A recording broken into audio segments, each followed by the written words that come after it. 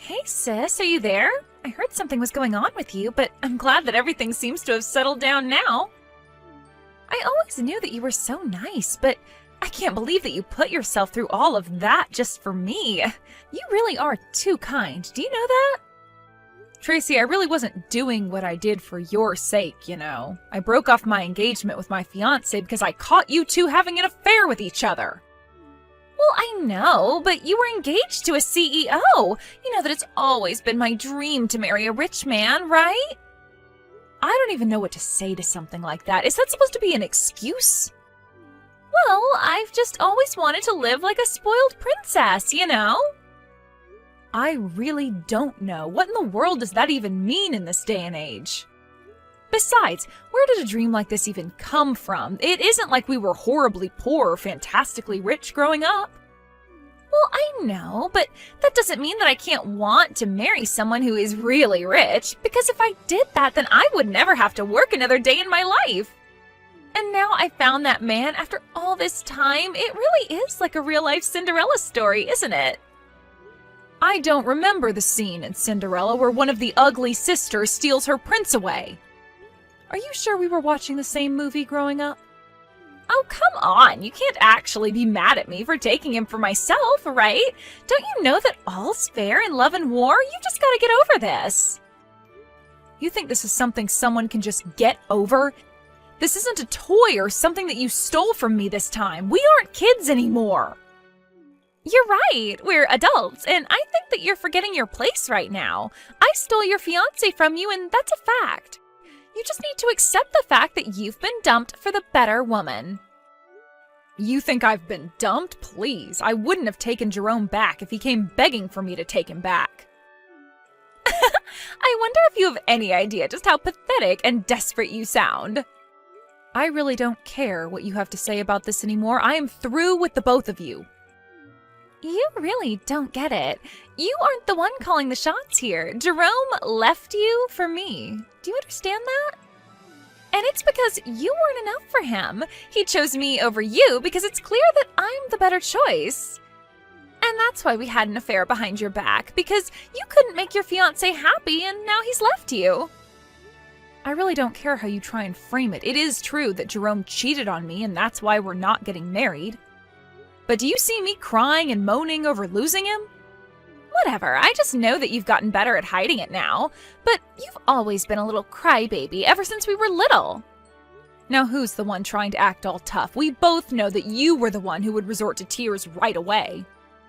You're just trying to project your feelings onto me, but it's not going to work. You think that I'm crying over getting your fiancé? As if. I think it's hilarious. I couldn't be happier about this. You have no idea how long it's been my dream to marry someone like a CEO and never have to work again.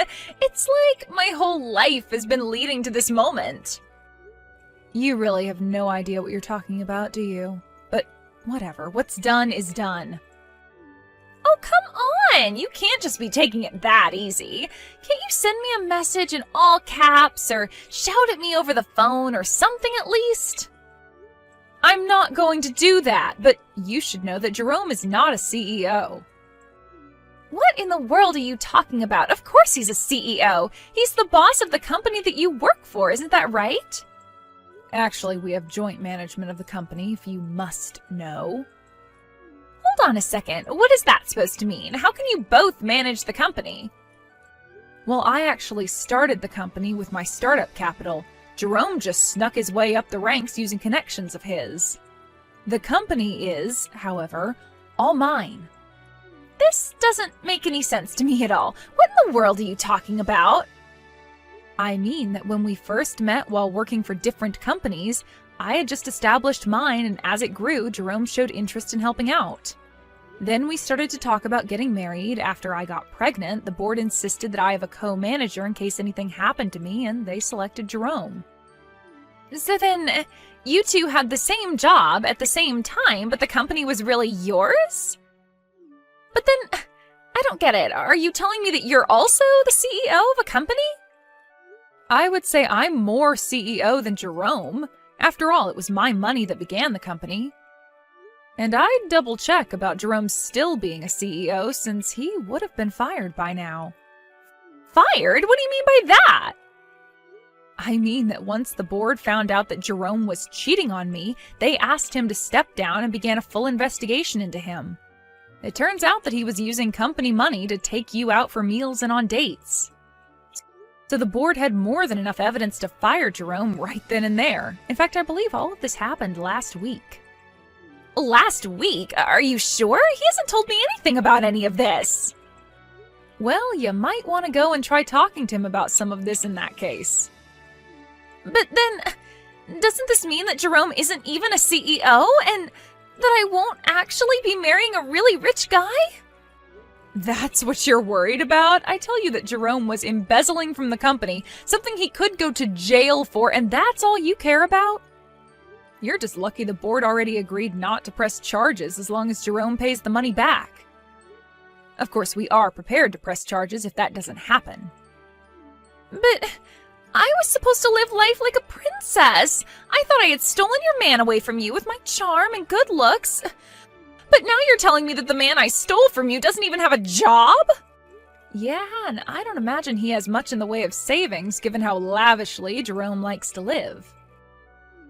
But why didn't you say anything about this to me sooner? You should have warned me about him. Ugh, I never want to talk to you again. Are you really saying that to me? Oh, that message isn't showing up as read. Well, okay then. Have a nice life, sis.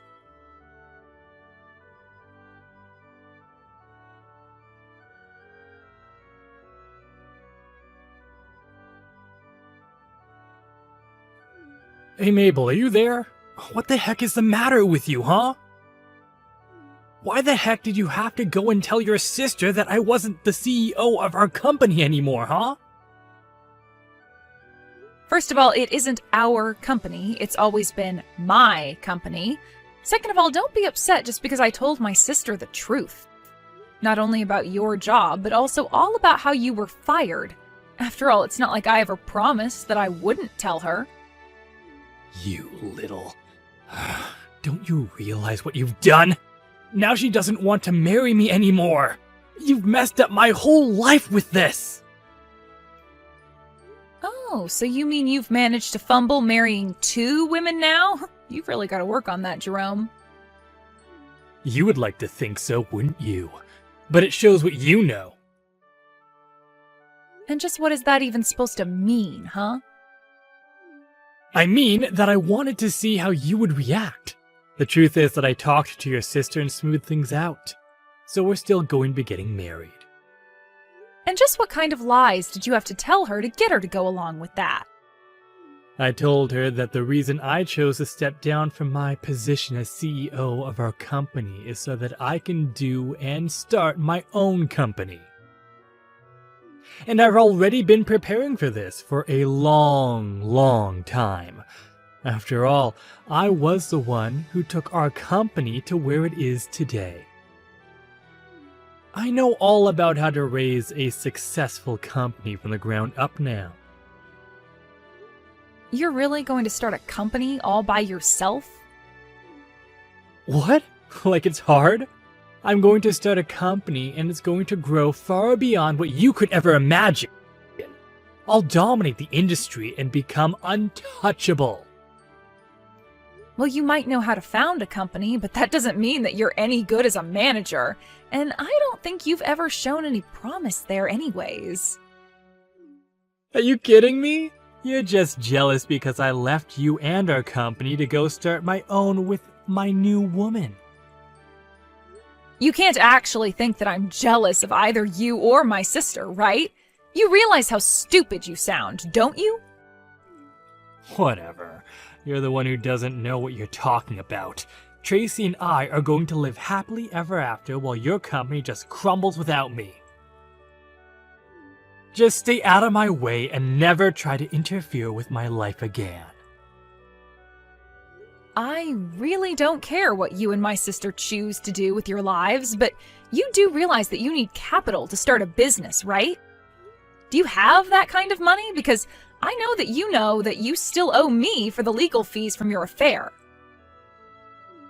You think a genius like me needs to waste my brain power on small details like that? I have big plans, and when I tell them to the bank, they're going to have to give me my loan.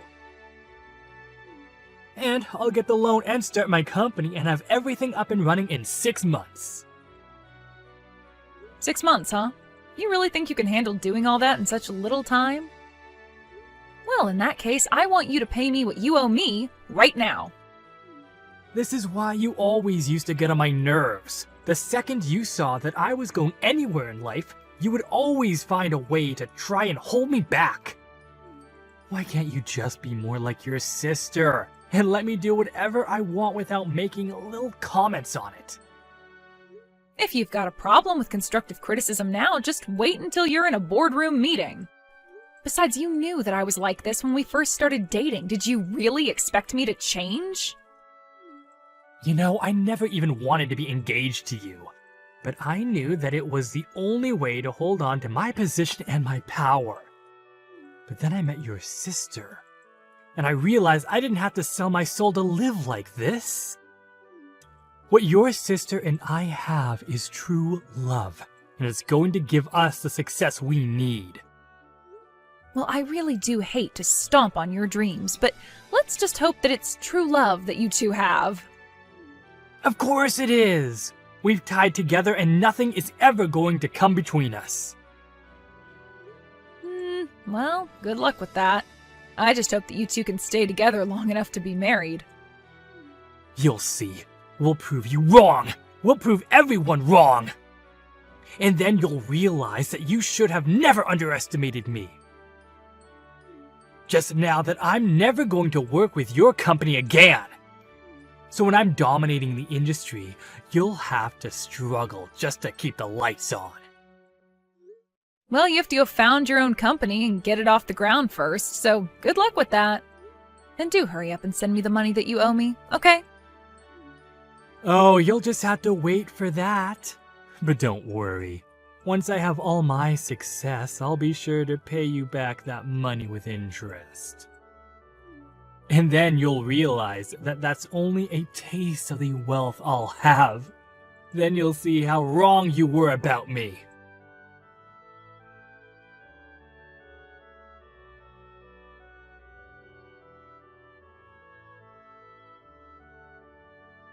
Hey there, Mabel. I just thought you should know Jerome and I moved in together. At first, I was worried about all the things you were telling me about him, like how he wasn't a real CEO or how he embezzled from the company. But then he finally started his own company. And now we've moved into an amazing condo, and we're the happiest that we've ever been. It's amazing. You moved into a condo together with Jerome? Because I haven't even heard anything about him creating a new company. Well, I suppose that's probably because Jerome just runs in different circles from you, doesn't he? This is where we're going to move into. He told me that he already paid for the condo and that they're just getting it ready for us. Oh, wait a second. I think I recognize that view. Isn't that Mammoth Towers? You mean even you've heard of this amazing luxury condo building? Yeah, I have, actually. Do you know what room you're going to be living in? And just why would I share that with you? Don't tell me that you're going to try to break in and try to steal Jerome away from me. Because you should know that the building has guards in it and someone like you won't be allowed in. Right. Well, in that case, I guess you shouldn't worry about telling me the room number. Whatever. If you must know, the room number is 2305. So you're on the 23rd floor then? That's right, we're almost at the very top of the building. I've never gotten to stay in a place so nice. We're finally going to have our happily ever after. Well, it's just kind of funny because that's my unit. Wait, what? What in the world are you talking about? Do you really think I'm going to buy a lie like that? You have to come up with something better. I'm not kidding you at all. I own unit number 2305 in Mammoth Towers. Oh, just stop it already. Jerome sent me that photo from his phone. He was inside the unit and everything. There's no way that you own the building that we're about to move into. That doesn't make any sense at all. Well, yes, I'll say the interior does look like it's changed a lot. Although you should know that I got that unit because we bought it from Jerome's parents. But the building was under his dad's name for a while. Well, now you're not making any sense at all. How can it be your unit if it's under Jerome's dad's name? Okay, I guess I'll have to explain the whole thing then. So, that building was finished about a year ago. Around then, Jerome's dad thought to invest in the building company, thinking he would see some big returns. He bought a unit hoping to make a quick buck flipping it, but he wasn't able to pay for the whole thing. So then he came to me and asked me to buy it. So then, you're telling me that you bought this unit from Jerome's dad who couldn't afford to get one himself? Pretty much, yeah. But now that I look at this photo, I can see that this is from when Jerome's dad still took care of the place. And that's why it's so different from how I have the unit looking now. But this can't be right. I mean, Jerome said that he and I would be moving in there. I already have my bags packed and everything. Well, I don't know what to tell you, except that it's not Jerome's place to choose what to do with it. How could you do this to us? What's the matter with you? I didn't do anything. In fact, you were the one who said that you never wanted to talk to me again. So how is this all coming back onto me? Because we're supposed to go and live in that big condo building. We were supposed to have our happily ever after there. Why do you always have to ruin things for me, Mabel? You're the worst sister ever. Look, I know this is probably a lot for you to take right now, but you can't blame this on me. But it's not just now. You've always stolen everything I wanted from me, even when we were little. I didn't steal anything from you. In fact, you would always take from me. Whenever I tried to get it back, you would instantly start crying to get Mom and Dad on your side. But it's not fair. I want to live in that big condo. It should be all mine. Well, it was never yours nor Jerome's to begin with. A while ago, Jerome's dad needed money right away and offered to sell me the condo for the price he had put into it. I bought it and have been living there for a while. That's how I know that the interior looks different now. I don't know why Jerome thinks you two are moving in, but it's just not going to happen. If anything, I think that this is just one small part of a much larger lie that he's telling you. But this really isn't my problem anymore. Please don't bother me with stuff like this ever again.